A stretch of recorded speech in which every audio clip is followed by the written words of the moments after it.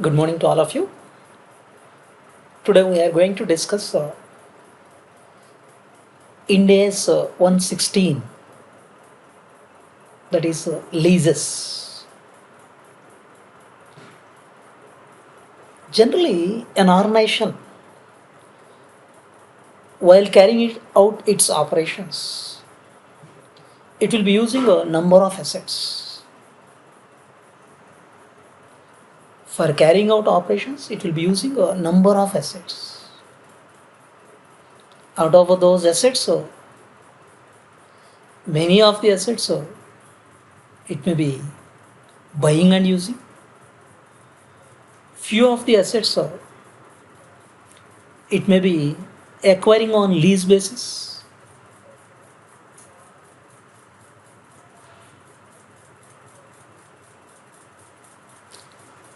When we are acquiring asset on lease basis, there is an there is always an alternative available to purchase the asset also.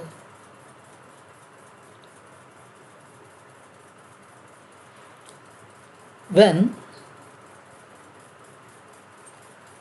an asset is available for purchase, why will go for acquiring the asset on lease basis? Number of reasons. Purchase may involve a huge initial investment. Lease involves payment of periodical amounts. So there is no huge investment is required.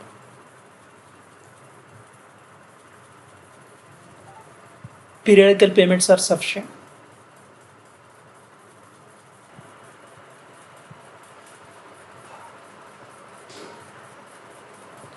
When we are acquiring asset on lease basis, lease rent can be claimed for a tax purpose.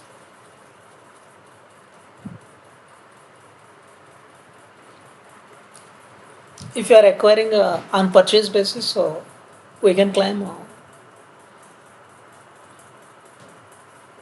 the depreciation, and if borrowing is involved, interest also we can claim.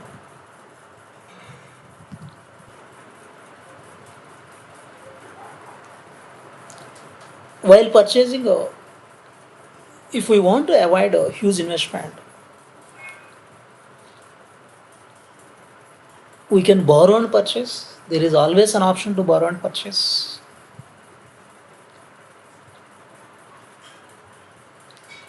So, by comparing in a number of aspects, financial, taxation, legal, all these aspects, by comparing in all these aspects, we will take a decision either to purchase the asset or acquire on lease basis. Now, we may be acquiring a number of assets on a lease basis, like machines, building, or vehicles like cars, two-wheelers. Like that, an organization may be acquiring a number of assets on lease basis. Then what is a lease? What is a lease? Suppose we are acquiring a machine. We are acquiring a machine on lease basis. On lease basis for a period of 5 years, and the agreed lease rent is 5 lakhs per annum. So we are reaching a contract. We are reaching a contract for uses of the machine. For uses of the machine for a period of 5 years. For that we are paying consideration of 5 lakhs per annum.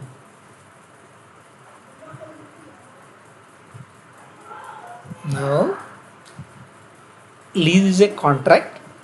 Lease is a contract which involves right to use of asset. So this specific asset, this particular machine we will use for a specific term for a period of 5 years, Against that, we will pay lease rent like this 5 lakh rupees per annum. So, lease is a contract. Lease is a contract or part of contract, we can say, which provides which provides the right to use an asset. Right to use an asset. In our example, it is machine. Right to use machine. That is right to use an asset.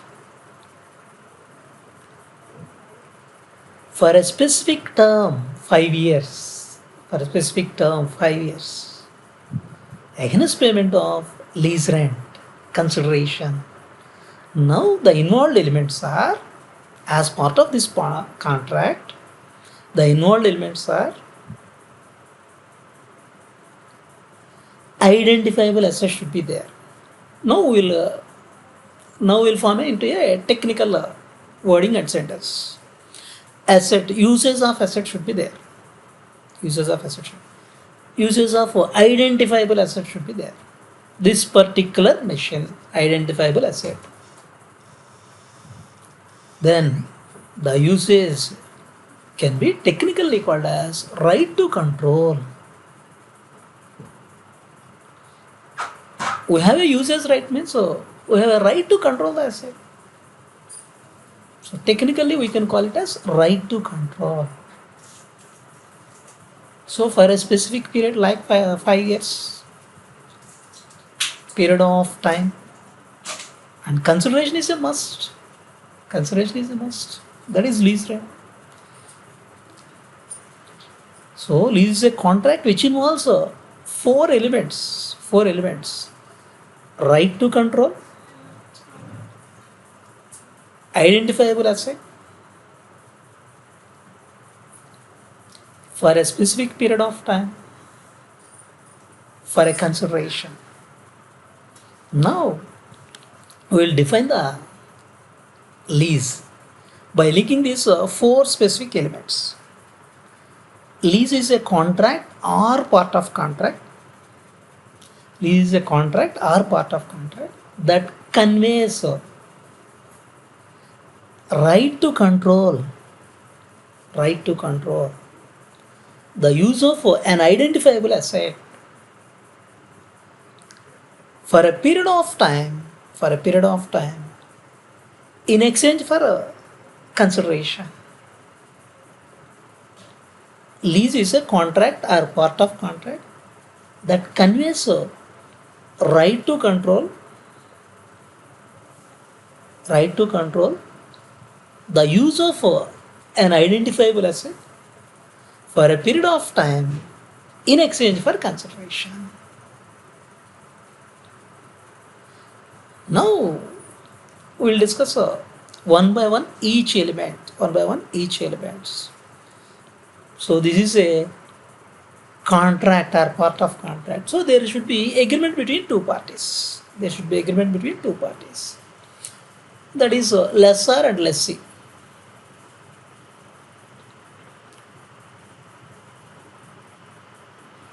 Lessee is the person who will be obtaining the right of use of asset.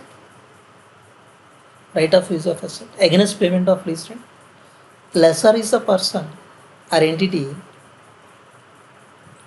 which provides the right to use an underlying asset. Lessor is an entity which provides the right to use of an underlying asset. Lessee is an entity that obtains right to use of an underlying asset. So lessor provides the right to use. Lessee obtains the right to use of an underlying asset for a specific term, for a consideration. So lessor provides the right to use, lessee obtains the right to use. These are the two parties involved in any lease transaction. Then one by one The elements we will discuss. The first element we are going to discuss is identifiable asset. Identifiable asset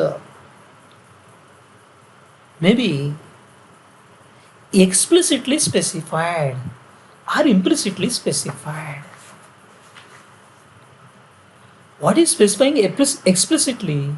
What is specifying implicitly? So identified asset means so it may be specified explicitly or implicitly. Explicitly specifying means indicating with exact specification. Suppose it is a leasing of a machine. If any serial number or any number identification number is there, specifying the number. If it is acquiring a car or two-wheeler, specifying the registration number. Explicitly specified. So with any identification number, serial number, registration number, like that we are specifying. Explicitly we are specifying. Then it can be specified implicitly also. Specifying implicitly means like we are acquiring a car on lease basis. We are specifying the brand name. We are specifying the model. We are specifying the color. We are specifying it as a Maruti Swift Desire we are specifying. So the color, red color we are specifying. So we are specifying the brand, color, like this we are specifying. But we are not specifying explicitly registration number or any identification number we are not specifying. That is definitely implicitly specifying. We need so and so, Maruti car, Maruti Desire we need, Maruti Swift Desire we need. With color red, like that we are specifying. This is implicitly specified.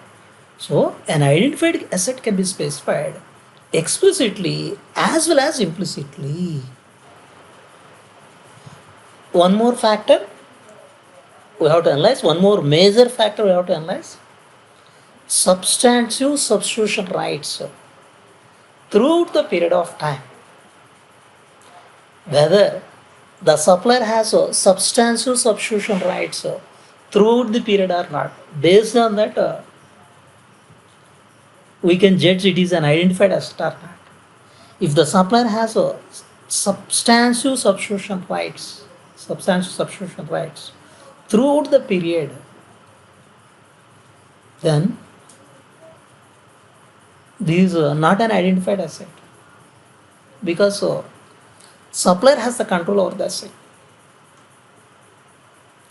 If the supplier has no substantial substitution rights throughout the period of time, then definitely a right to control is there with the lessee. Then we can definitely say it has identified asset. So substantial substitution rights are there or not throughout the period of time with the supplier. We have to check. Then for this two conditions we have to analyze. First one, whether supplier has the practical ability to substitute. Suppose our agreement is we are reaching a contract to provide a car service from morning 10 to evening 7. The same thing, Swift Desire car we are specifying, red color. From morning to evening, morning 10 to evening 7 o'clock, they have to provide. Now, the lessor has only one car, the same one he has, and in future also he is not going to acquire. Then we can say there is no substantial substitution rights. Suppose the lessor is maintaining fleet of cars.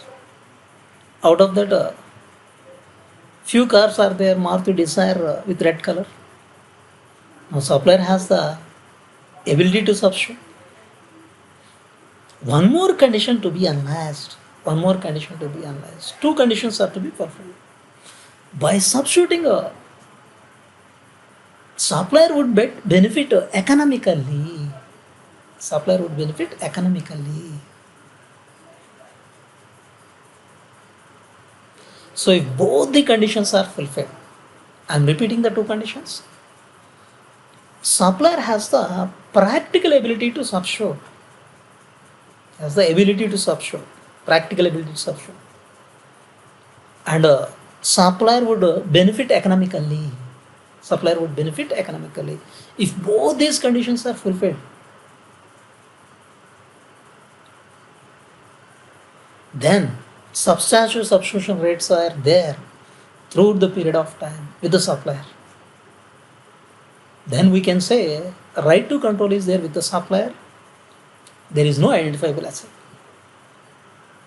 If any one of the condition is not specified, if any one of the condition is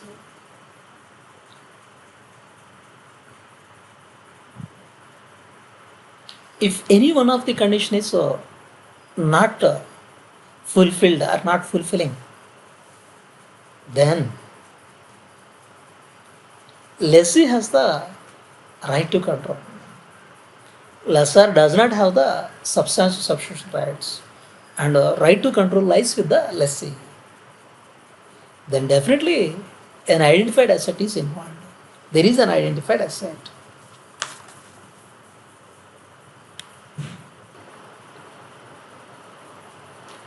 Then supplier's substantial rights. Supplier's substantial rights are to be analyzed based on the facts and circumstances at the beginning, at the inception of the contract. Suppose the agreement is like that. Now the lease is for a period of 5 years. The agreement we have reached, supplier have a substitution right after a particular period, like after 3 years, he can substitute, it has been specified. Then he doesn't have substantial substitution rights throughout the period. Part of the period only, yes, but not throughout the period. Then definitely we can consider there is an identified asset and lessee controls it. If throughout the period lessor has the right, then only there is no identified asset.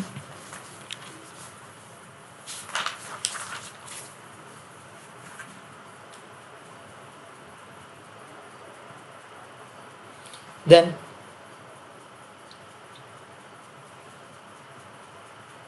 suppose we are acquiring data storage services.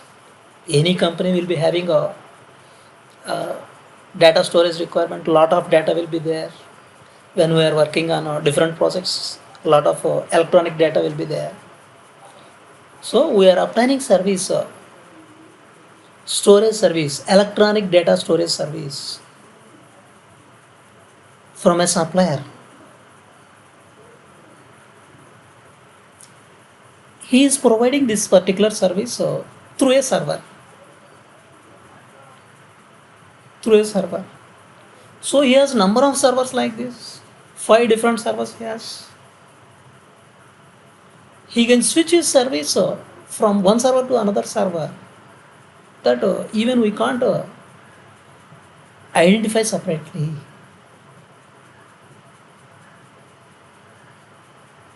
Then definitely we can say supplier have substantial substitution rights. Now,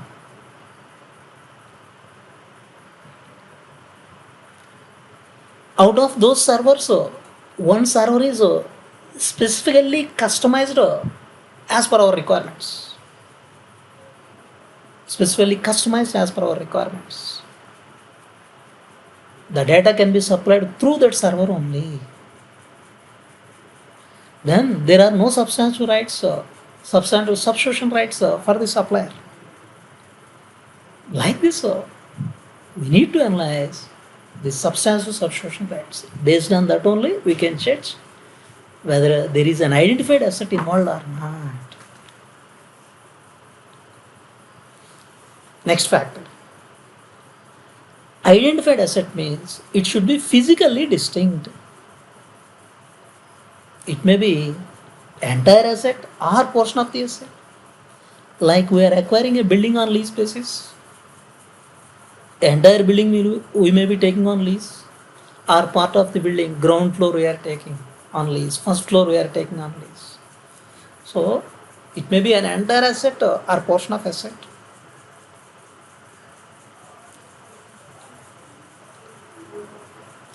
Then speaking about capacity,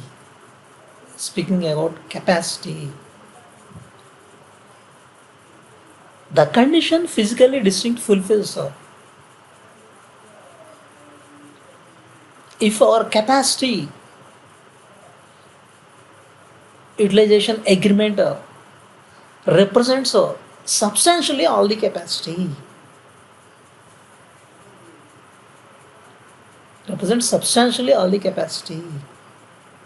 So, as a lessee, we have a right to obtain substantially all the economic benefits.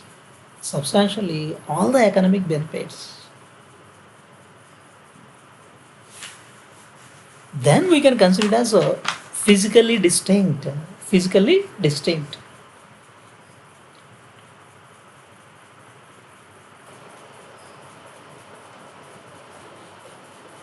Suppose our company acquires oil or gas through a pipeline.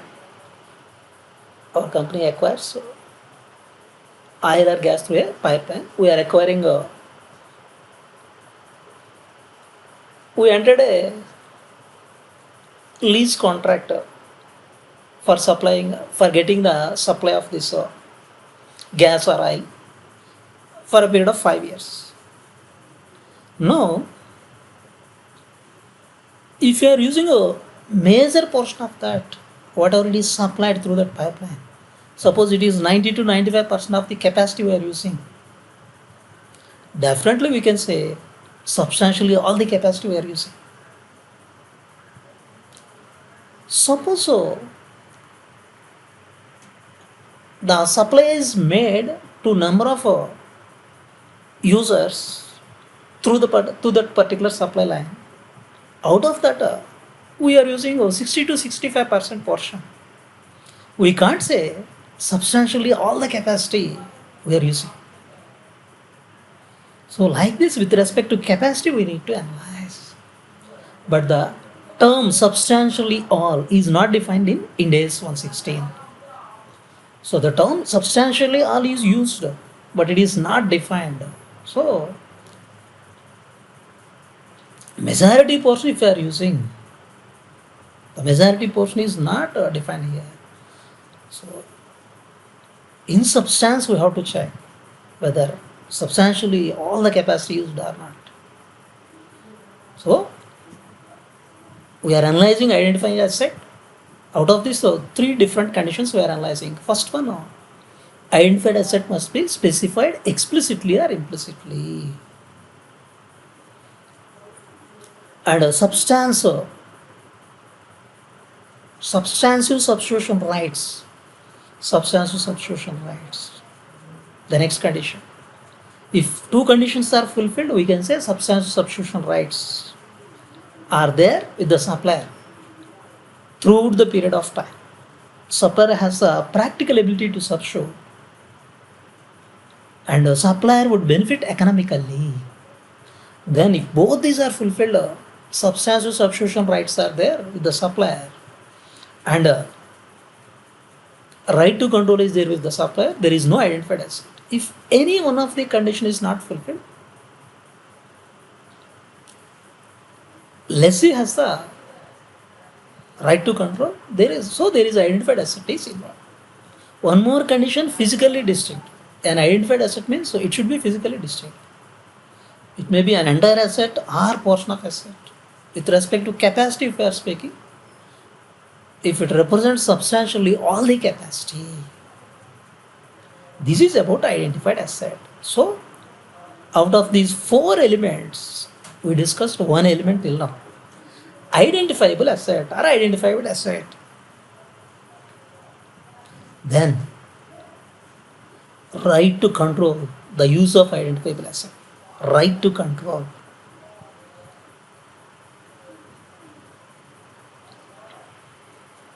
As a customer, as a lessee,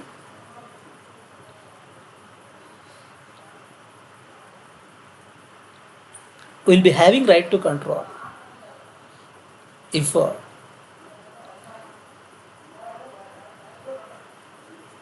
two conditions are fulfilled. If two conditions are fulfilled.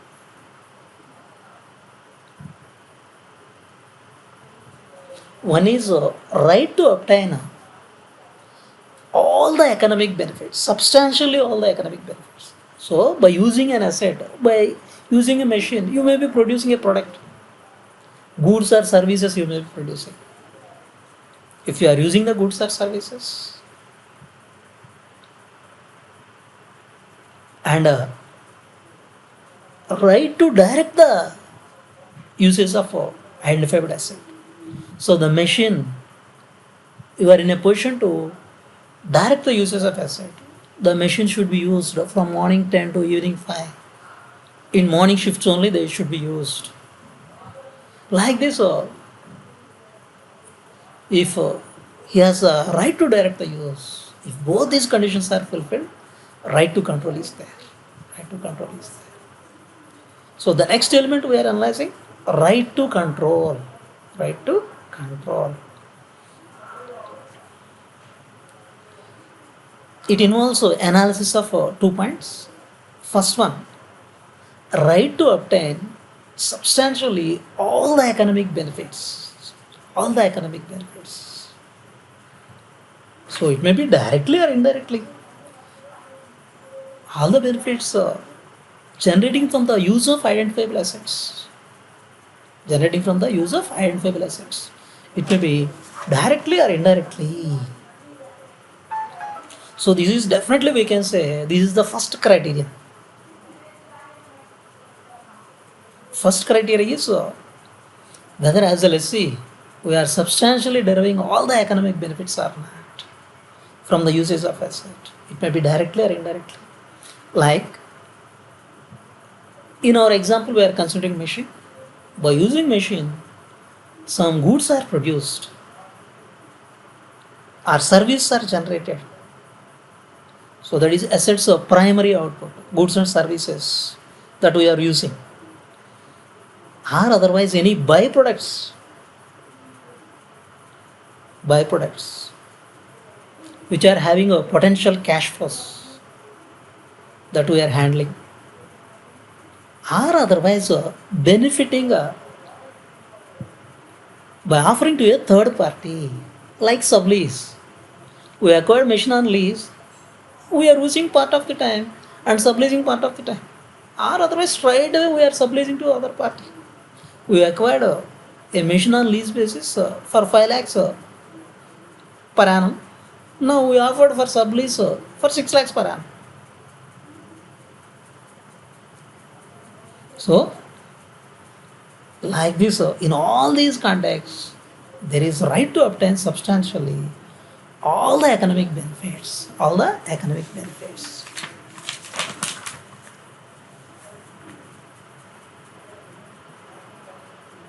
Then the second criteria is the right to direct the uses of asset. Right to direct the uses of identifiable asset. So it involves decisions about for which purpose we have to use, when we have to use, how we have to use. All these decisions are part of this. So right to direct the use of identifiable asset.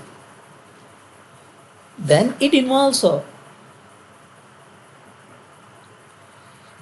decisions like whether the output is to be produced or not. Now, uh, season period is involved, we have to go for output, we will go for more output. How much quantity to be produced? Now, off season period is involved, we have to reduce the production. Some days we need not go for production anymore. We need not go for any production. And quantity will be limiting other days. So, whether the output is produced or not, to be produced or not, and how much quantity, type of output. Suppose with that machine we are going to produce cars, we are having number of brands, type of output, which type of brand we have to generate today, this week which type of brand we have to generate.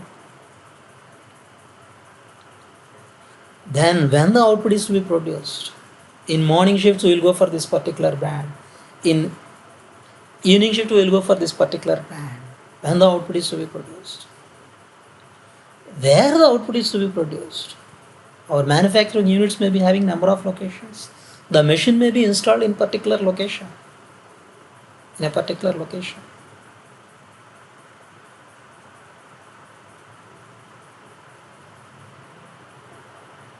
After some time, it may be installed in another location, or otherwise so. We will produce here and take the output to the other location.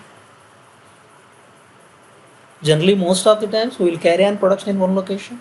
From there, we will be shifting our production. Occasionally, it may happen. We may produce up to a certain extent here, and we will shift the machine somewhere to other location, and there we will carry on production. Like this, all these are indicators of right to direct the use.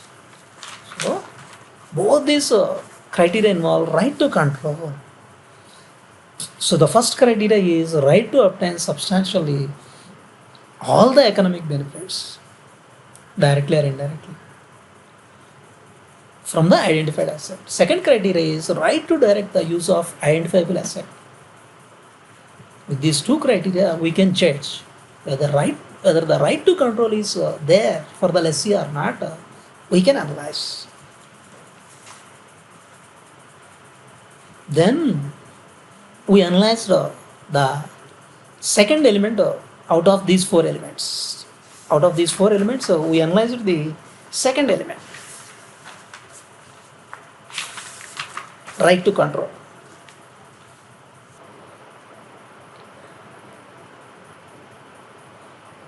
The next one, period of time. Lease is a contract for a specific period of time. In our example, we are acquiring machine now for a period of 5 years, on lease basis for a period of 5 years. Sir, lease will be for a specific period. Then out of those, there is no much importance for this particular period of time. No, there is lot of importance for period of time also. Sir, whatever period is involved, there will be specifying straight away lease is for 5 years. Different types of agreements are possible with respect to period of time. Different types of agreements are possible. Like we may include clause for non-cancelable period, and at the end of lease period, there is purchase option for the lessee. There is purchase option for the lessee, and clauses may be involved like lessee can terminate before the lease period. Like this, these are all for the sake of safeguarding. For the sake of safeguarding. So all these are negotiated, and then after final conclusion only these will be incorporated in the lease contract. These will be incorporated in the lease contract. So both lessor and lessee come to an agreement that lease should be at least for a minimum period of 5 years. Lease should be at least for a minimum period of 5 years. That is nothing but a non-cancelable period. Non-cancelable period. So that is a minimum lease period. Minimum lease period. Then the lessee and lessor may come to an agreement at the end of that particular period. Lessee can purchase the asset at the end of 5 years. So lessee can purchase the machine for a specific value. Then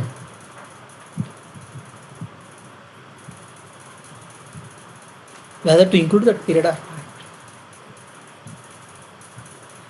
Otherwise, there is an option to extend the lease period. So 5 years is non-cancelable period. Now, lessee has the option to extend the lease period for 3 more years. Then we have to recognize these 3 years or not. At the time of entering the contract, based on the facts and circumstances, at the time of entering the contract, it is to be analyzed whether lessee is reasonably certain to exercise. If lessee is reasonably certain to exercise the option, then that has to be included. If lessee is not reasonably certain to exercise the option, that 3 years not to be included. Now, at the time of entering this contract, lessee is reasonably certain to exercise the option to extend the period. Then these 3 years also to be considered. So 5 years non-cancelable period plus option to extend 3 years.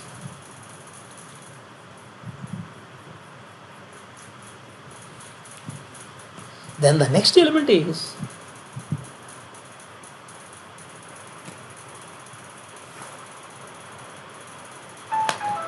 option to terminate. Option to terminate period. Or period covered by option to terminate. If the lessee is reasonably certain not to exercise this. Now, if lessee has an option to terminate the contract 2 years earlier, lessee has an option to terminate 2 years earlier than the lease term. 2 years earlier than the lease term. If lessee is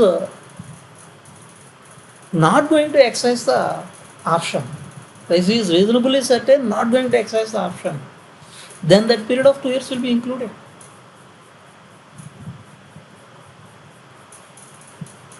So there is a termination option for the lessee. He is not going to exercise it.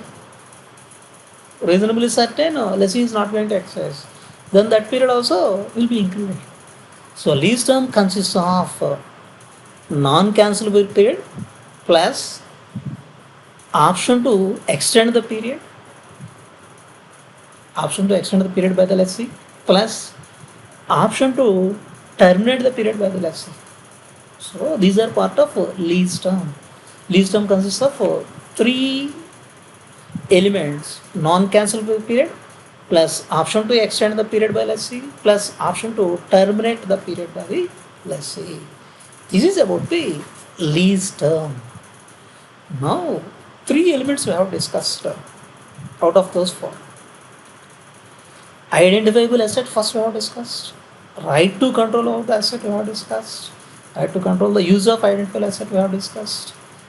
Period of time, lease term we have discussed. And the last one and a major element is consideration.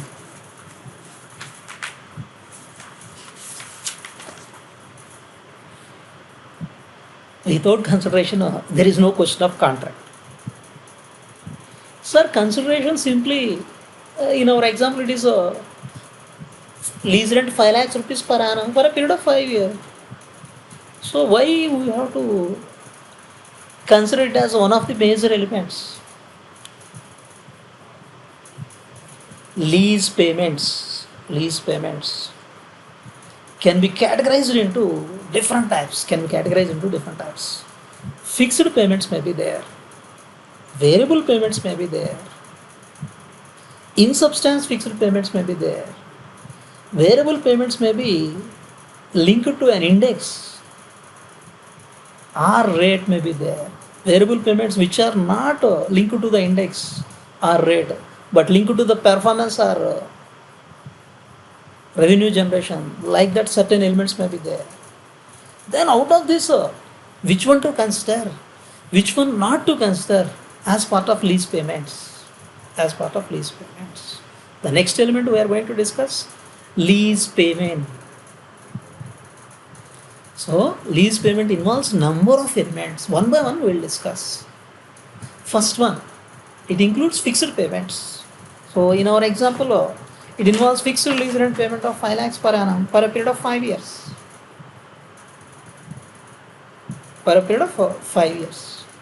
Fixed payment. Now, it is starting with 5 lakhs. 5% increase every year. Is it fixed or variable?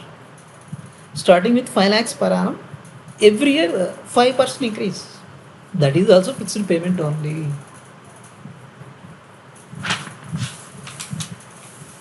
Fixed payment includes in substance fixed payments also.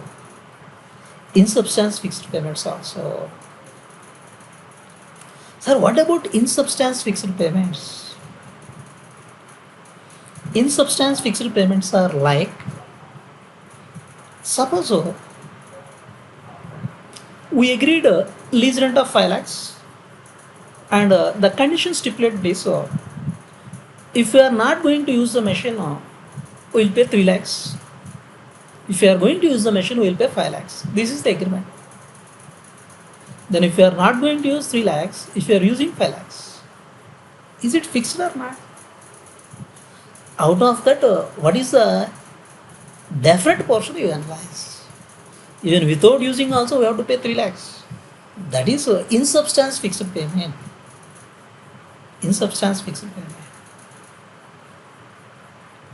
So, different conditions may be incorporated.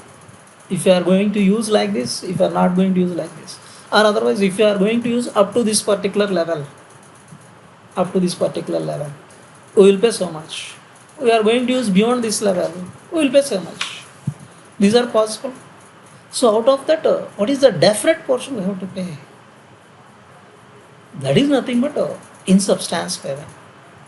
Then nowadays we are very much familiar with the cashback offers. Nowadays, not only companies, governments are also offering cashback offers. Here, lessor has offered incentive. If you are acquiring an asset on lease basis, lessor has offered incentive. Then that incentive has to be excluded. So, as a lessee, we are paying. Lessor is offering certain incentive. The net amount only we have to consider. Any lease incentives have to be excluded. So the first one, fixed payment including in substance payment, less in substance fixed payment, less lease incentive. Then next about variable payments. Variable payments can be of two types, which are linked to an index or rate, which are not linked like that. Like variable payment which is linked to the consumer price index. In case of inflation, prices are going to rise. So it is along with the payment will change along with the consumer price index. Then that is a variable portion. Or any specific rate they are saying, that is variable portion. Then that is part of lease payment only. Variable payment that depend or that link to index or rate, definitely part of lease payment only. Then the variable payments which are not linked to the index or rate, then to which element it will be linked? Like it may be linked to the performance, like linked to the sales revenue, or otherwise linked to the usage of asset, like that. These are linked to certain element performance, but not linked to the index or rate. These are not to be considered as part of lease payments. Variable payments that are linked to index or rate are part of lease payments. That are not linked to the index or rate are not part of lease payments.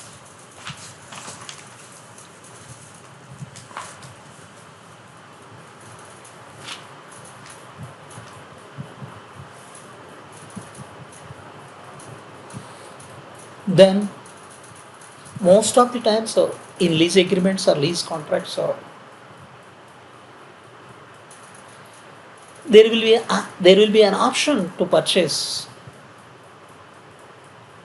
by the lessee at the end of the lease period. Suppose in our example, at the end of 5 years, we have an option to purchase the machine for 25 lakhs. For 25 lakhs. Now, this 25 lakhs is part of lease payments or not? If we are going to buy, then it is part of lease payment. If you are not going to buy, then it is not part of lease payment. Sir, whether as a lessee we may use our option or we may not use our option, that we have to judge at the end of 5 years. No, this is based on the information available at the time of inception. If lessee is reasonably certain to exercise,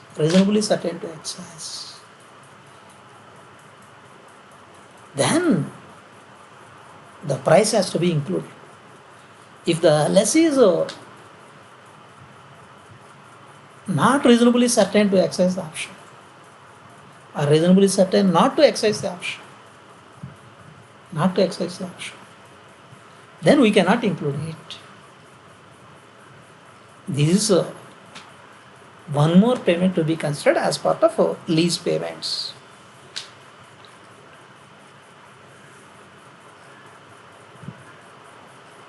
Then, generally, whenever termination option is there for the lessee, early termination option is there for the lessee, for safeguarding lessor, penalty will be levied. So, lessee has an option to terminate the lease 2 years before. Then he is supposed to pay a penalty of 10 lakhs rupees. Now this 10 lakhs has to be included or not.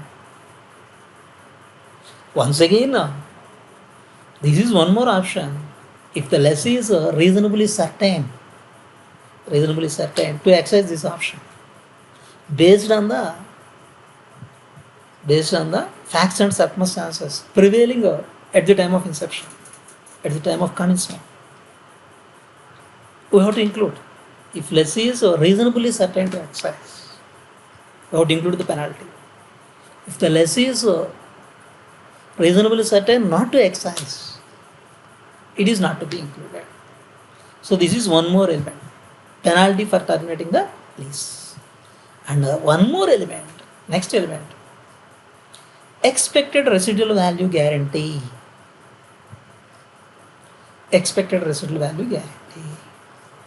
Now, till now the elements whatever we discussed, lease payments, 4 elements we have discussed. All these 4 elements, these are payments from lessee side, receipts from lessor side. Now this 5th element, we have to discuss more with respect to this. So expected residual value guarantee. Suppose in our example, we are as a let's say we are guaranteeing a residual value of 10 lakhs rupees. Definitely the 10 lakhs. So if you are guaranteeing, we have to pay that 10 lakhs. Then it is part of lease payments as a lessee from our side. As a lessee from our side. No, from lessor side. Sir, 10 lakhs we are paying means lessor is receiving 10 lakhs. Then for him also 10 lakhs only. From lessor side, any residual warranty guaranteed by lessee or related party. Lessee or related party of the lessee. Or any third party. Sir, this is okay. Lessee may guarantee, his related party may guarantee. Who is the third party who will guarantee? Our residual value of our asset. Insurance company. If an insurance company is guaranteeing, that is definitely a third party. From lessor point of view, we have to count that part also. It is like lessee is guaranteeing a residual value of 10 lakhs. In addition to that, insurance company is guaranteeing a residual value of 5 lakhs more. 5 lakhs more. Now we have to count this 10 lakhs for lessee lease payments. From lessor side, you have to count the 10 lakhs which is payable by lessee as well as 5 lakhs guaranteed by third party also, insurance company also we have to consider. So lease payments, this part changes from lessor and lessee. So the 5 points involved are: first one, fixed payments including in substance fixed payment, less lease incentive. Variable payment that are linked to index or rate are to be included. If it is not linked to index or rate, not to be included. If purchase option is available for the lessee, if the lessee is reasonably certain to excise, the excise price is to be included. If termination option is there for the lessee, early termination option is there for the lessee. If lessee is reasonably certain to excise the option, then any penalty to be paid is also to be included. And next one, expected residual value guarantee. From lessee side, payable by lessee only. From lessor side, you have to consider payable by lessee or related party or payable by any third party. These are to be considered as part of a lease payment, Now, these 4 elements are critical with respect to lease. Now, once again, we will define lease. Lease is a contract or part of the contract. This is a contract or part of the contract that conveys the right to control of use of an identifiable asset for a period of time in exchange of consideration. Lease is a contract or part of contract that conveys a right to control, the use of an identified asset for a period of time in exchange for consideration. These are the words we can use for defining the lease. Now, the 4 elements involved here are identifiable asset, right to control, lease is for a period of time, and it is for a consideration. Then, parties to the lease: lessor, lessee. Lessor is an entity that provides the right to use of an underlying asset. Lessor is an entity that provides the right to use of an underlying asset. Lessee is an entity that obtains the right to use of an underlying asset. Now, these are part of a lease agreement. We have to analyze. These are part of lease agreement. We have to analyze. Then, with respect to India, so we have to incorporate the time value of money also. Time value of money also. That is, present value of lease payments are to be calculated. So, the discounting rate. We have to discount them and arrive at a present value of lease payments.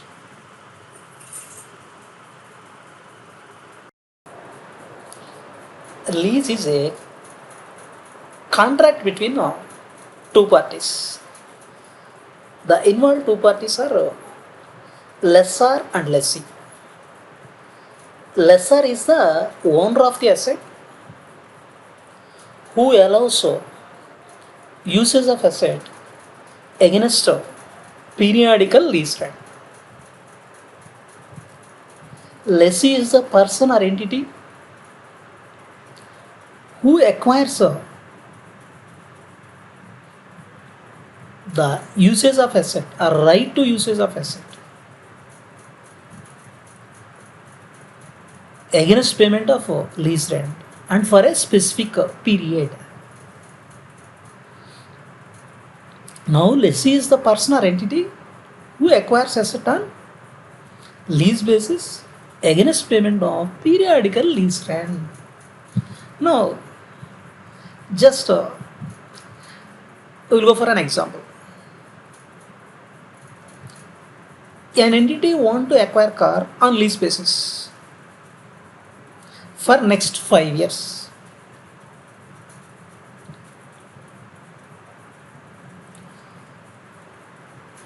So it reached a contract with another entity which provides a car on lease basis. Now the agreement is for 5 years. Monthly it has supposed to pay 5,000 rupees as lease rent. So periodically the lessee is supposed to pay the lease rent. In this example, monthly the lessee is supposed to pay 5,000 rupees. That is for a period of 5 years. Now, think from lessee side. Lessee is committing for a payment for a period of next 5 years. Lessee is committing for a payment for a period of next 5 years. It is liability from lessee side. Liability. Now,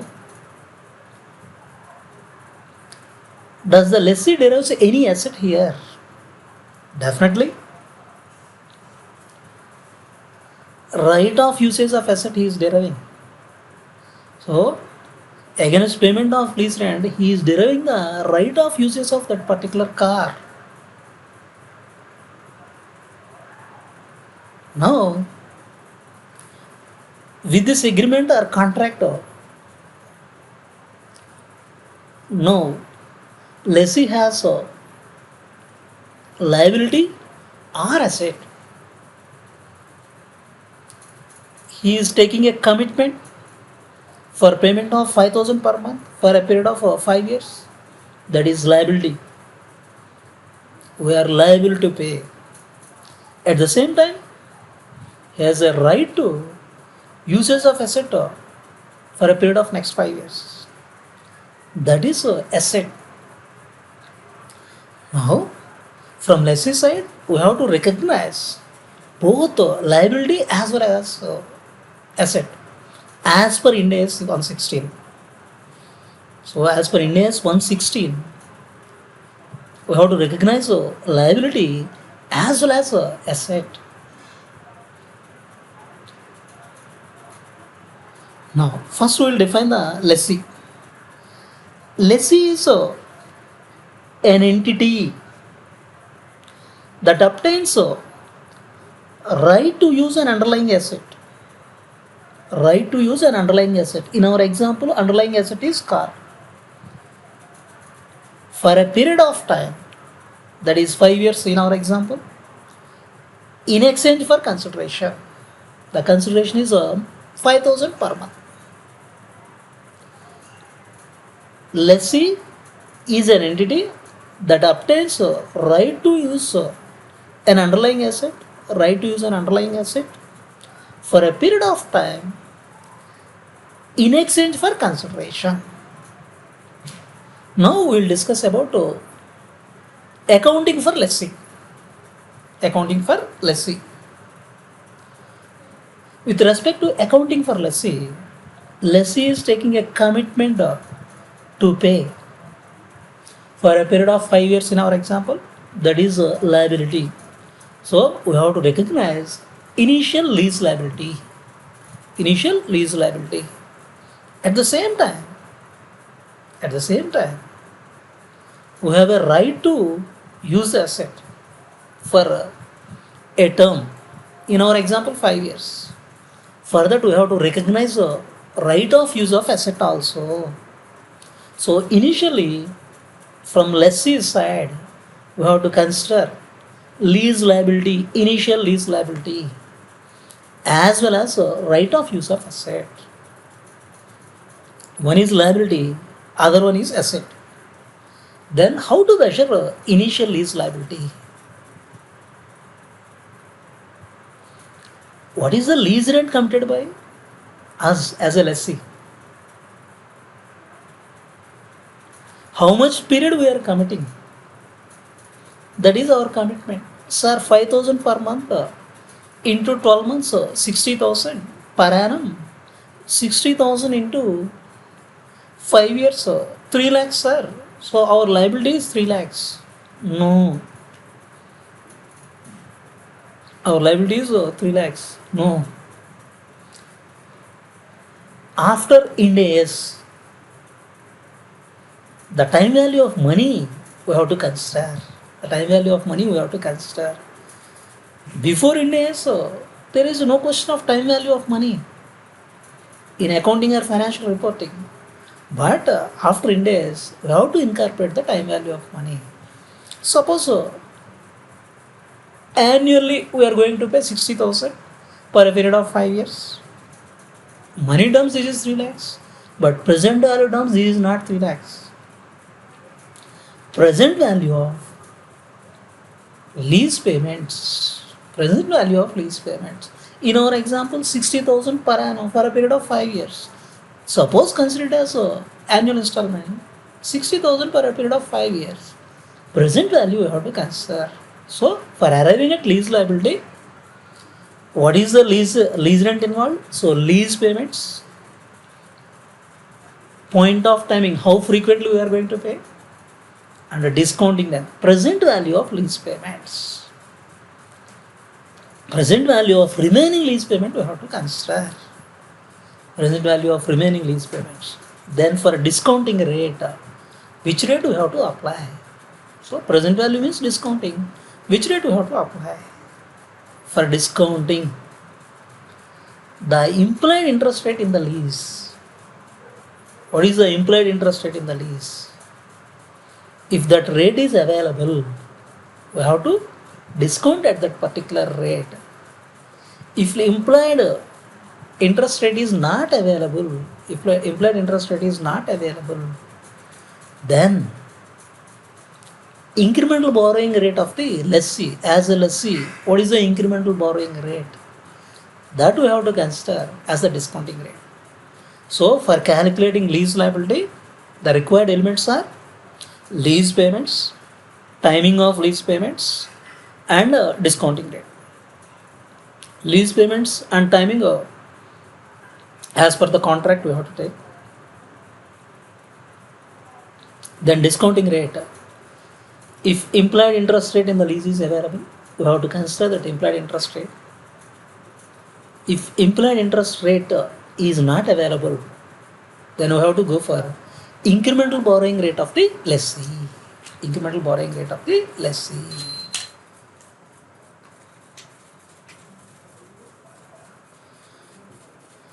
Then, while calculating this present value of lease payments, any payment made before lease commencement should not be included. Any payment made before commencement, lease commencement should not be included. So present value of remaining lease payments only. That is one point we have to remember. So the present value of remaining lease payments is nothing but initial lease liability.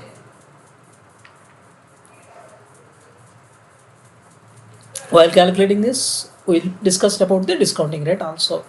Then the next point is considering the asset. Is there any asset for the lessee through this contract? We are paying money. We are committing to pay money. For that, we are acquiring a right to use the asset. So that right of users of asset has to be recognized as a asset. Then, sir, how to quantify this particular value? Right of uses of asset. How to quantify this particular value? Right of uses of asset will consist of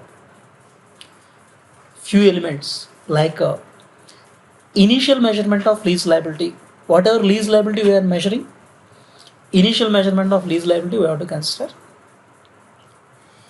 Initial direct costs incurred by the lessee.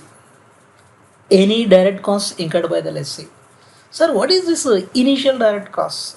Initial measurement of lease liability already we discussed. What about this initial direct costs?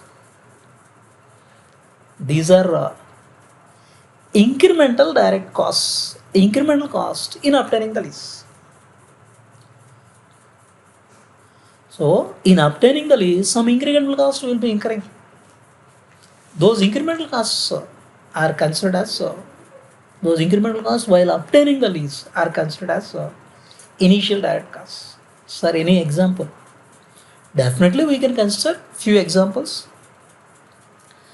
Commission paid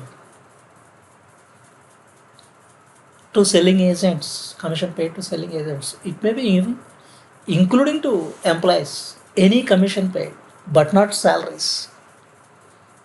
So including any commission paid to the employee who is acting as selling agent included, but not salaries. But not salaries, employee salaries.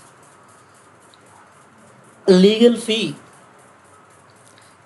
fee from execution of the lease. Legal fee from execution of the lease. Definitely we can include. But legal fee for services rendered before execution of lease cannot be included. Before execution of lease, for service rendered before execution of lease, any legal fee, it should not be included. Legal fee resulting from execution of lease definitely can be included. Then, legal document preparation cost. Legal document preparation cost that is incurred after execution of lease. Definitely we can include. Legal document preparation cost incurred after execution of lease. Definitely we can include. Whereas negotiating lease terms and conditions, during that cost is incurred. No, that is not to be included. So costs incurred in negotiating terms and conditions, that cannot be included. Then certain payments are made to vacate the tenants. Suppose this is a lease for a building. Now previous tenants are there. We have to make them vacate. For that, we have made certain payments to the existing tenants. That is also can be considered as initial direct costs. And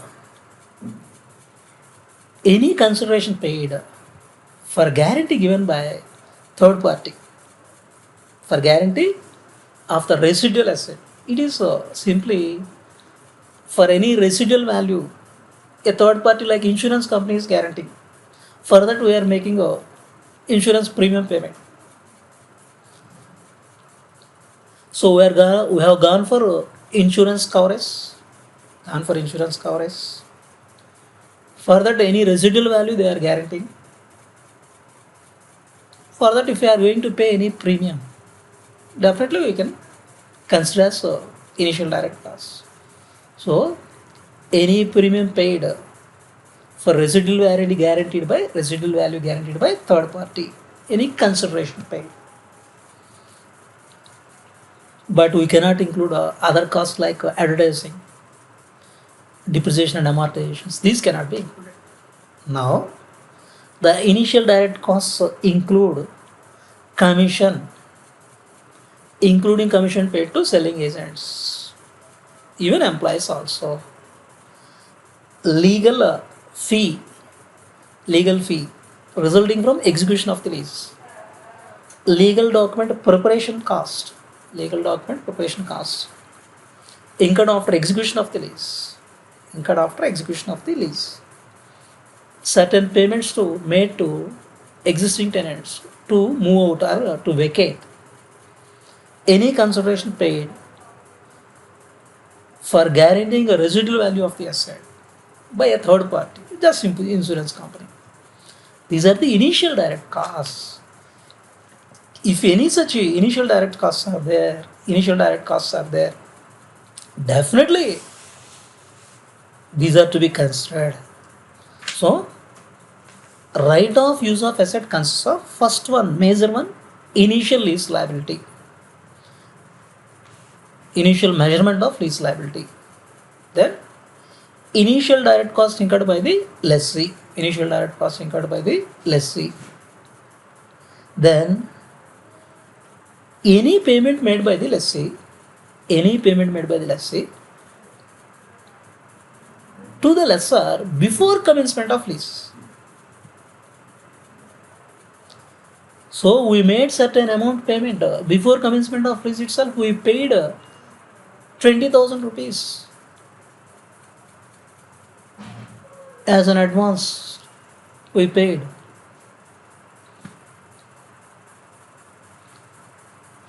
That is also part of rise of use of asset. At the same time, any lease incentives provided by the lessor are to be excluded. So we are getting a lease incentive of 10,000 rupees. That is to be excluded.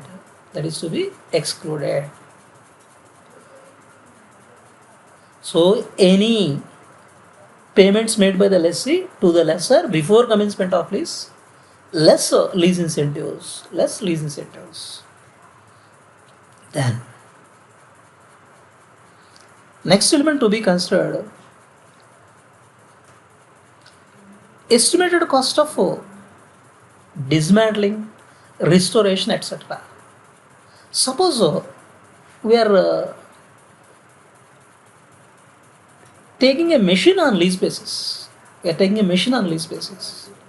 Then at the end of lease period, we have to remove the machine and we have to pass on to the lessor. Then certain removal cost will be there. Dismantling costs, removal cost, restoration costs will be there. So any such type of estimated costs are there. Those are also part of right of use of asset. Now, right of use of asset consists of 4 elements. First one, initial measurement of lease liability. Whatever lease liability we are measuring, present value of lease payment, that we will be considering. Plus initial direct costs incurred by the lessee, plus any payments made by the lessee to the lessor before commencement of lease, less lease incentives received any, plus estimated cost of restoration, dismantling, removal, etc. Now it is like present value of lease payments, we have it like 2,20,000. So initial lease liability will measuring 2,20,000. Right of use of asset 2,20,000 plus other costs will be considering. So we'll think of there are no other costs. Then initial lease liability will be measuring 2,20,000, and right of use of asset also will be considering 2,20,000. Now, along with the initial measurement of lease liability 2,20,000, initial direct costs incurred. Initial direct costs incurred, like this is 20,000 will take initial direct costs incurred. 2,20,000 plus 20, 2,40,000. Payment made before commencement of lease, 25,000 will take. 2,40,000 plus 25, 2,65,000. Minus lease incentives received, 10,000. 2,55,000. Plus estimated cost of removal, 15,000. 2,70,000. So initial lease liability 2,20,000.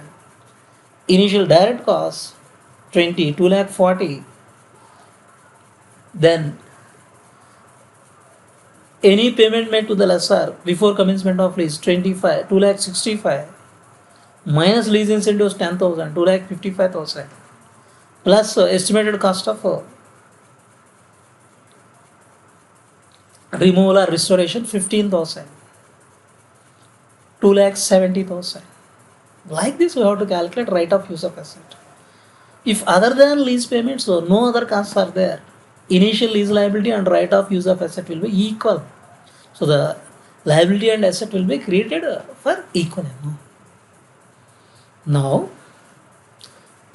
just we will recollect with respect to lessee's account, initial measurement. Lessee's account, initial measurement. The points to be considered: first one, recognition of initial lease liability and right of use of asset. Right of use of asset. Initial lease liability, how to recognize?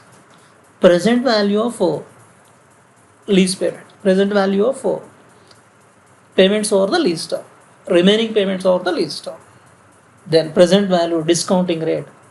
What is the discounting rate? If implicit rate of interest in the lease is available, implicit rate of interest in the lease is available, implicit rate of interest. If it is not available, incremental borrowing rate. Incremental borrowing rate of the lessee. Now, the next one is right of use of asset. Right of use of asset consists of the following elements. First one, initial measured lease liability. Next one, initial direct cost incurred by the lessee. Next one, any payment made by lessee to the lessor before commencement of lease, less lease incentives. Next one, estimated cost of dismantling, removal or restoration. This is part of right of use of asset. So this is about initial measurement. Initial measurement. Okay. Till now we discussed initial measurement part of lessee's accounting. Then from next period onwards, how to measure subsequent measurement. So initially we measured like this. Next, what will the measurement? Subsequent measurement. So the lease liability, whatever we have recognized, like any other financial liability, it is just similar to any other financial liability. We have to account for it based on amortized cost method. Based on amortized cost method. Now, suppose in our example, 2,20,000 is the initial lease liability. Discounting rate is like 10%. So, we will be accumulating the interest for the period. Interest for the period. Suppose 2,20,000 liability plus 10% interest. 22,000. 22,000. 2,42,000. Then lease payment, we made 60,000 lease payment we made. To that extent, liability will reduce. So 2 lakh 20 plus 22,000. To the extent of interest, liability will increase. Whereas to the extent of lease payment made, liability will reduce. 2 lakh 20 plus 22, 2 lakh 42,000 minus 60,000. That is 1 lakh 82,000. Like this, over the lease period, the accounting will be. So, just like any other liability, any other financial liability, we will be measuring the liability, lease liability on amortized cost method. So, interest for the period will be accumulated to the lease liability, and any lease payments made have to be excluded. To that extent, lease liability will reduce. This is for lease liability. Then, what about right of use of asset? The right of use of asset, because this is asset for a specific period.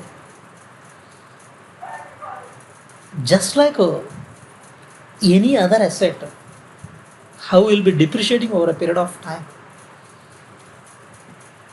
We have to depreciate. We have to depreciate the right of use of asset. Then how to depreciate, sir?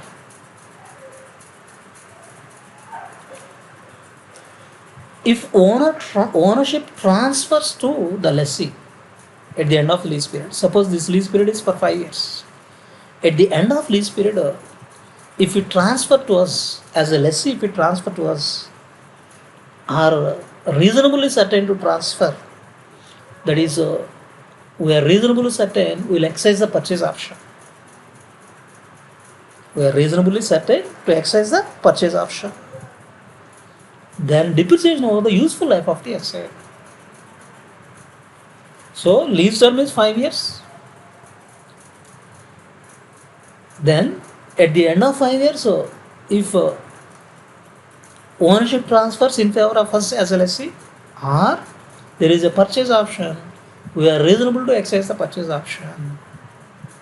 Then depreciating over the useful life of the asset, not the lease term.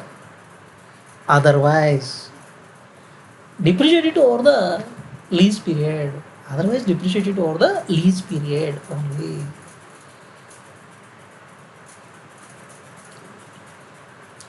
Then how to measure the right of use of asset in subsequent accounting?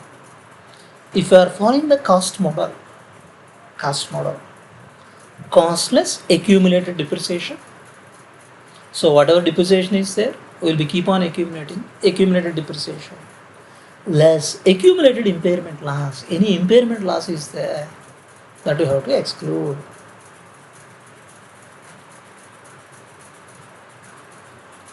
Plus any remeasured lease liability is there, that we have to include.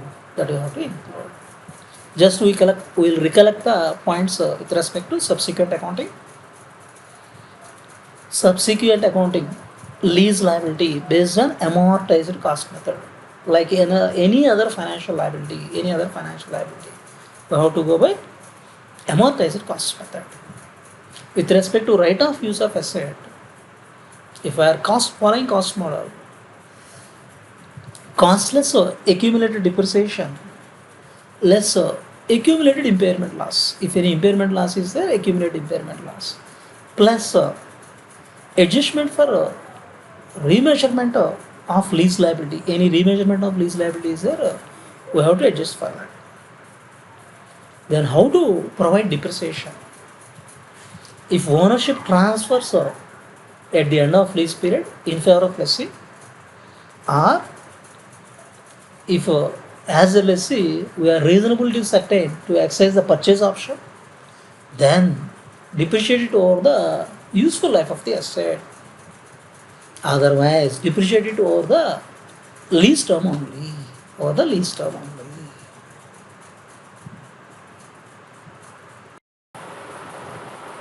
Just write down the lessee accounting. With respect to lessee accounting, we have to go through initial measurement and we have to go through subsequent measurement. So first write down lessee accounting initial measurement. Under 4 heads we are discussing it. Bifurcate the chart into 4 parts. First point, recognition of lease liability and right of use of asset. So as part of lessee accounting, we have to recognize lease liability and right of use of asset. So as part of initial measurement, definitely we have lease liability. Over a period of time, we have to pay lease payments, that is lease liability, and we have a right to use the asset. So these two we have to recognize. Then next, lease liability. How to recognize the lease liability? Present value of lease payments over lease time. So list out the lease payments to be made, timing of payments, discount them, and arrive at a present value of lease payments over lease time. Then discounting rate. Third bifurcation, discounting rate. If implicit rate of interest in the lease is available, go by the implicit rate of interest. If implicit rate of interest is not available, then go for incremental borrowing rate of lessee. So in discounting rate, two bifurcations. First bifurcation, if implicit rate of interest of lease is available, apply implicit rate of interest. If implicit rate of interest is not available, then apply incremental borrowing rate of lessee. So this is with respect to lease liability and discounting of lease liability. Then the next point, fourth bifurcation, right of use of asset. Right of use of asset, it includes initial measurement of lease liability. Whatever the lease liability you are measuring, the initial measurement of lease liability. So most of the times lease liability and right of use of asset will be equal. If other than initial lease liability, other elements are not there, both of these will be equal. Liability will be created for lease liability to that extent equal right of use of asset will be created. The other elements are initial direct cost incurred by the lessee,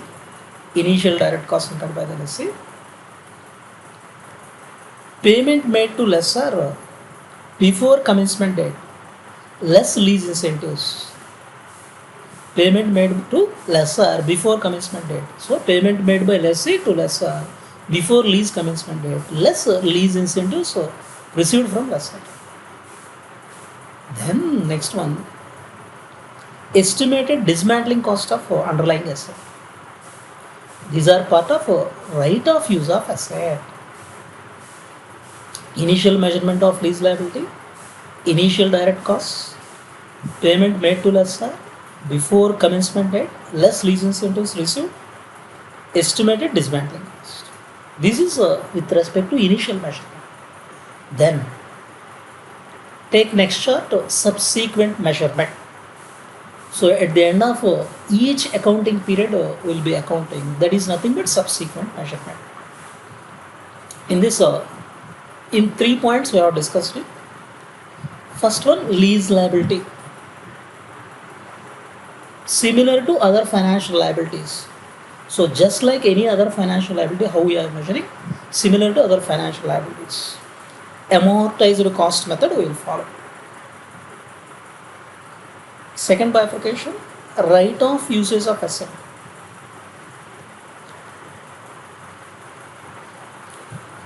If we are following cost model, based on cost model, costless accumulated depreciation less accumulated impairment loss. Costless accumulated depreciation less accumulated impairment loss. Adjustment for remeasurement of lease liability. In case of adjustment for remeasurement liability is there, that we have to adjust. This is with respect to right of use of asset. Then here depreciation, how to provide depreciation? Depreciation for right of use of asset. Two ways are possible. First one, if ownership transfer to lessee at the end, or reasonably certain that lessee will purchase at the end. So, at the end of lease term, ownership transfers in favor of the lessee, or otherwise, at the end of lease term, it is reasonably certain that lessee will purchase at the end. Then, depreciation over useful life of asset. Depreciation over useful life of the asset. Not over the lease term, over the life of the asset. Otherwise, depreciation over the lease period only. So, if it is otherwise, depreciate it over the lease period only. So, life of right of use of asset only, we have to, over the life of right of use of asset only, we have to write off. This is nothing but a subsequent measurement.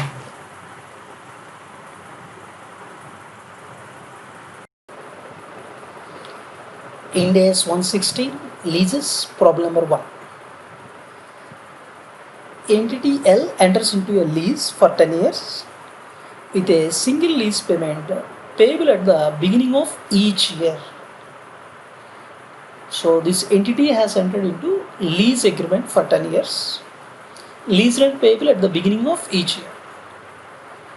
The initial lease payment is 1 lakh rupees.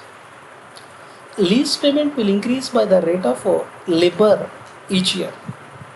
So initial lease payment starts with 1 lakh. Every year it increases along with the labor rate. At the date of commencement of the lease, labor is 2%. So London Interbank offer rate, he is specifying it as 2%. It means starting with 1 lakh every year, the lease payments will increase by 2% each year. Assume that the interest rate implicit in the lease is 5%. Implicit interest rate in lease is 5%. How lease liability is initially measured? So, how to measure the lease liability initially? Now, this entity has acquired an asset on lease basis. Lease payments at the beginning of each year, starting with 1 lakh, increasing at labor rate, that is 2% every year for a period of 10 years, and implicit rate of interest 5%. How to recognize the lease liability? Then, in case of leases, two parties will be involved, lessor and lessee. Lessee acquires the asset, the right to uses of asset. Lessee acquires the right to uses of asset against payment of periodical lease rent. So from lessee side, he has a commitment to pay the lease rent over the agreed lease term. Here the lease term is 10 years. Over a period of 10 years, he is supposed to pay the agreed lease rent. That is liability. At the same time, he has a right to use the asset. Right to use the asset over a period of 10 years. That is asset for him. Now, in this particular question, he is speaking about lease liability. Lease liability. As a lessee, we have acquired the asset.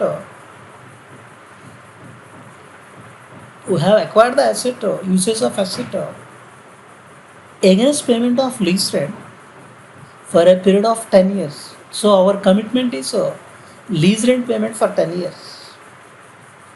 Then lease liability, we have to recognize the committed payment of lease rent over a period of 10 years. Sir, 1 lakh we are going to pay every year for 10 years. That is 10 lakhs. No. If time value of money is not there, straight away we can say it as 1 lakh into 10 lakhs. But after Ind AS, the time value of money has to be incorporated in the financial reporting aspects also. In accounting aspects also, we have to incorporate the time value of money. Now we will be paying 1 lakh every year at the beginning of each year. So for first year, immediately we will pay 1 lakh.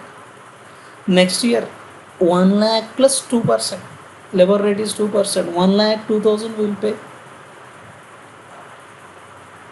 Next year, 1 lakh 2,000 plus 2% we will pay. So here the payment starts with 1 lakh. Payment starts with 1 lakh. It is not every year 1 lakh. That is first point. It is not every year 1 lakh. That is the first point. Even though if it is 1 lakh each year, you cannot take it as 1 lakh into 10 lakhs. If you are taking like that, you are ignoring time value of money. After incorporation of Indian accounting standard, you have to consider the time value of money also. Thereby, lease liability we have to measure as a present value of lease payments, present value of lease payments over the lease term. Lease liability is present value of lease payments over the lease term. Then we have to quantify the lease rents. So over a period of 10 years, we have to quantify the lease rent, starting with 1 lakh. So immediately we are going to pay 0 period 1 lakh. First year 1 lakh plus 2%, 1 lakh 2,000, end of first year. So for second year we will be paying at the end of first year. Beginning of second year is nothing but end of first year. Like that plus 2% we will be paying. Then arriving at the discounting rate. With respect to lease liability, the discounting rate, if implicit rate of interest in the lease is available, that implicit rate we have to apply. If implicit rate of interest in the lease is available, we have to apply that implicit rate of interest. If it is not available, then we have to go for incremental borrowing rate of lessee. Present value of lease payments. Lease payments first we have to quantify over the lease term. Then for discounting, if implicit rate of interest in the lease is available, discounting at that rate. If it is not available, incremental borrowing rate of lessee has to be considered. Now, first we have to define the lease rate, the point of timing, and here implicit rate of interest is available 5%. We have to discount it 5%. So present value of lease payments over a period of 10 years, discounted 5%. They should be considered as lease liability, initial lease liability. Now we will move on to solution part. So over a period of 10 years, lease rent first we will quantify, then we have to discount the implied interest rate in the lease is available 5%. So 4 columns we are taking: year, lease rent, present value factors at 5%, present value of lease rent. Now lease rent starting with 1 lakh. Lease rent, he is saying at the beginning of the period we are paying. At the beginning of the period, just see the sentence. With a single lease payment payable at the beginning of each year. So first year beginning means immediately 0 period. Second year beginning means end of first year. So from 0 period up to the end of 9th year we will be taking. Starting with 1 lakh. Next year plus 2%. 1 lakh plus 2%. 1 lakh 2,000. Second year 1 lakh 2,000 plus 2%. 1,04,040. Third year plus 2%, 1,06,121. Fourth year plus 2%, 1,08,243. Fifth year end plus 2%, 1,10,408. Sixth year end plus 2%, 1,12,660. Seventh year end plus 2%, 1,14,868. Eighth year end plus 2%, 1,17,165. Ninth year end plus 2%, 1,19,508. So we have to define the lease rent payable in terms of cash flows and point of time. If it is at the end of each year lease rent is payable, we'll be taking it as 1 to 10 years, first year, second year, like that we will take. Because it is beginning of the year, we started with a 0 year. Immediately we are paying 0. First year beginning is 0 year. Then first year end, second year end, third year end, like that we have taken. Now for discounting, the implied interest rate of lease is available 5%. That rate we are taking. So at 5% present value factors are. So immediate 0 period immediately we are paying means 1 rupee means 1 rupee only. First period 0.952. Second period 0.907. Like that we will be taking the present value factors. It means 1 rupee payable at the end of first year. Now its value is 95 paise. 1 rupee payable at the end of second year. Now its value is 0.907 rupee. Now discounting. Present value of lease rent. Lease rent multiplied with present value factor. 1 lakh into 1 lakh. 1 lakh 2000 into 0.952, 97,104. 1 lakh 4,040 into 0.907, 94,364. 1 lakh 6,121 into 0.864, 91,689. 1 lakh 8,243 into 0.823, 89,084. 1 lakh 10,408 into 0.784, 86,560. 1 lakh 12,616 into 0.746, 84,012.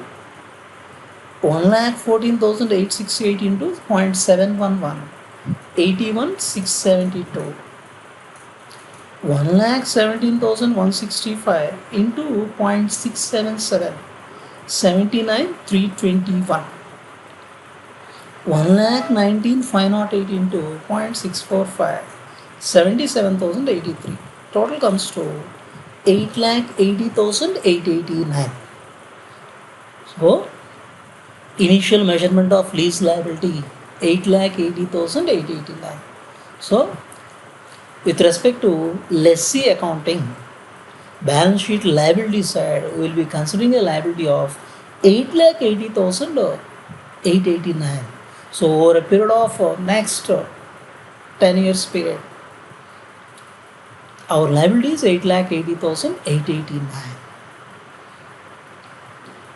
Then before starting the lease liability calculation, first check about the lease rent payments, point of time, and the discounting rate. So lease rents, he may be describing it as fixed payments, variable payments, in substance fixed payment. Different types of payments are possible. So first quantify the lease rent, then point of timing. Then next one is discounting rate.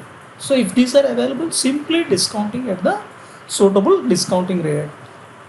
We'll be considering the liability of 8,80,889 in the books of lessee as a initial liability. And this liability will be accounted as a financial, just like any other financial liability, based on amortized cost method.